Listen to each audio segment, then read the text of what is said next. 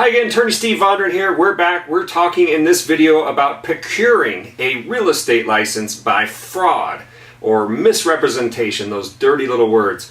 Okay, so let's talk about the common scenario. So you pass your salesperson exam or you passed your broker exam and you're like, yes, I'm going to be the next real estate star on my block.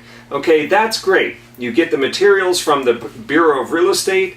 You get the package in the mail that says, you know, asking you some questions, your application so you can apply, get that license hanging on your wall, and you just can't wait to get it. And you look on the questions and it says, have you ever been convicted of any crimes ever? And you ask yourself, well, you know, there was a crime like, how was it?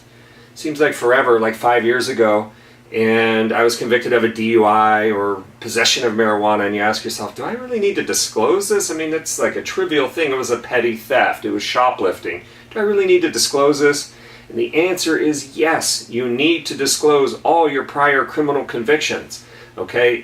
You have to read the box closely. You have to read your instructions and fill out that application as accurately as possible. If you don't, you risk having your license denied, because what's going to happen, your records go up to the Bureau of Real Estate in Sacramento. They say, what's going on here? We found this Department of Justice criminal record.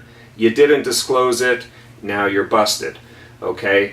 So these are the kinds of situations where your failure to disclose can lead to a problem. Now, we've had other cases where somebody failed to disclose and then did get their salesperson license. Don't ask me why. It happened, oversight, didn't catch it, too busy, who knows.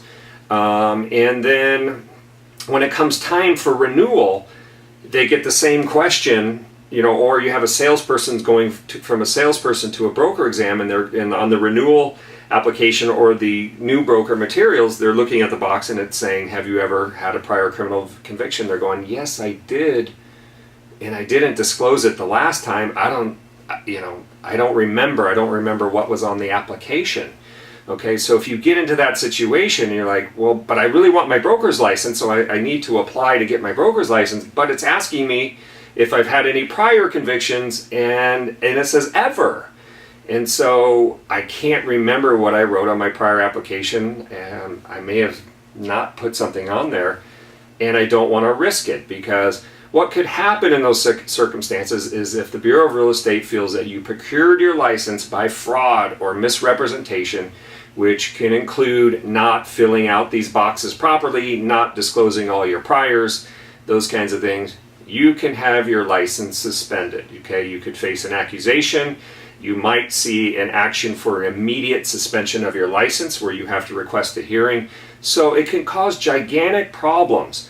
Okay, so the simple Attorney Steve tip here for you, real estate tip of the day, always disclose and explain your criminal convictions. Don't try to sneak one by, because it could come back to haunt you when you're a salesperson trying to become a broker, those kinds of things. So I hope this has been helpful. If you have any questions, you got licensing questions, you're trying to get admitted, you're trying to go from salesperson on up to your broker's license, give us a call. We've been helping real estate brokers for years, and this is what we really excel at. So if you need some help, give us a call, 877-276-5084. You can find out more information at brokercounsel.com, and don't forget to subscribe to our real estate channel so you can get some more updates. We keep the compliance updates coming here almost daily whenever we get a chance to get around to it. So hope this has been helpful. Thanks a lot. We'll see you again.